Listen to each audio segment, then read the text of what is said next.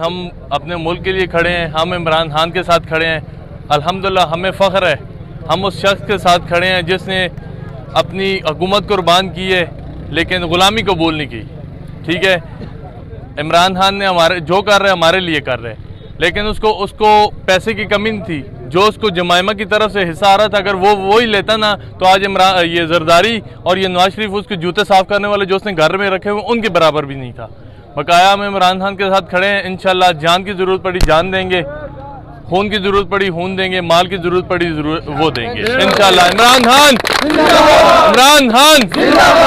गुजर रहे थे जी, यहाँ से दरा जिंदा के लोग मिले और इन्होंने अपना जितना जोश जज्बा जाहिर किया, इससे पता चलता है कि इमरान खान आज इनके दिलों में इस तरह जिंदा है जैसे एक अपने माँ बाप का प्यार होता है, वैसे इनका इमरान खान के लिए प्यार दिलों आंखों नज़र हर चीज़ से नज़र आ रहे थे।